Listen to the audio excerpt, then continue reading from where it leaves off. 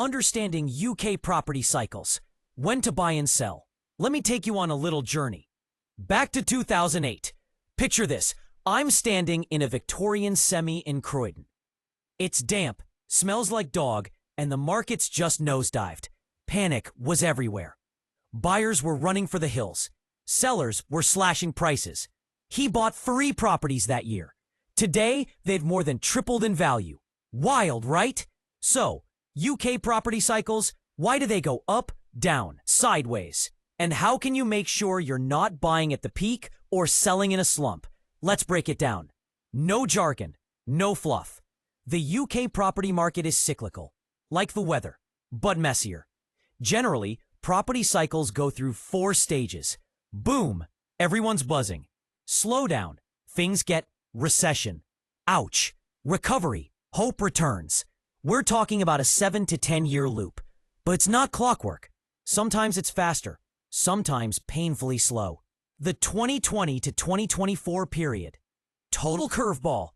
COVID, stamp duty holidays, interest rate hikes, it all messed with the rhythm. Boom time, aka I can sell this place in 24 hours. Everyone's buying. Mortgages are cheap. Prices are climbing faster than you can say gazumping. Back in 2014, I had queues outside a 1-bed flat in Hackney. Queues! It sold for $35K over asking. Madness. But here's the catch.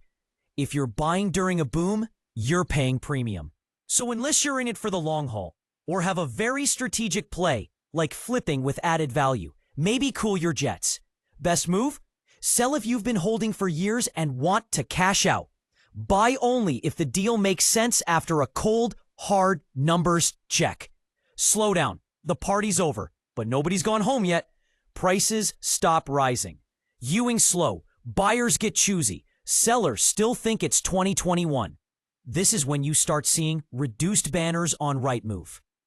Honestly, I love this phase. It's where negotiation lives. In 2018, when things stalled a bit after Brexit jitters, I helped a client snap up a 2-bed in Camden for $80K below the original asking. The seller already bought another house and panicking. Timing is everything. Best move? Buy smart. Hunt for motivated sellers. Sell only if you need to. This isn't the glory moment. Recession, grit your teeth. This is when the media screens crash and everyone becomes a property expert. Buyers vanish. Prices drop. Sellers cry. But here's the twist. Recession equals opportunity.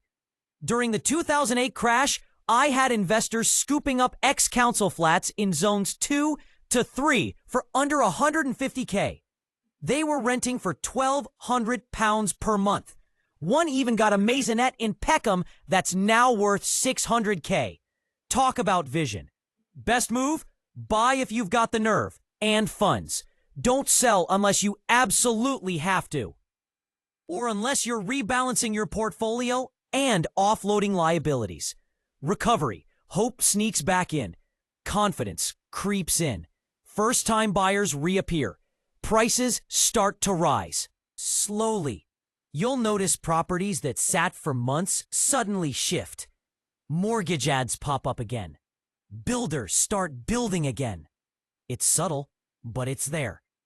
In 2013, post-recession recovery, I remember relisting a flat that hadn't sold for a year. Boom! 5 viewings in one day. Sold at asking. Just like that. Best move? Buy before the headlines say market is back. Sell if you want a fast, clean exit. So, when's the best time to buy or sell? Here's the unfiltered truth. It depends on your goals. Timing the market perfectly is like catching smoke. What you can do is understand the phase we're in and move with strategy, not emotion. Right now, 2025, we're in a weird post-2024 interest rate hangover. Inflation's easing, rates are leveling off, and buyers are peeking out of their hidey holes. It's a cautious recovery. Smart money? It's sniffing around again. If you're buying, look for properties that need love. Value add is key. Don't chase hot areas. Hunt for the next ripple zone. Use current hesitation to your advantage. Low offers, longer chains, better terms. If you're selling, price realistically, not emotionally. Make your property pop. Staging is underrated. Work with agents who actually negotiate, not just list and wait types. And hey, don't get caught up in hype or doom.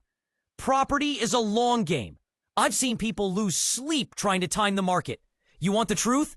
The best time to buy was yesterday.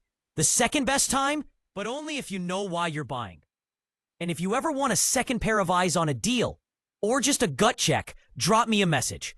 I've seen the highs, the lows, and the absolute madness in between.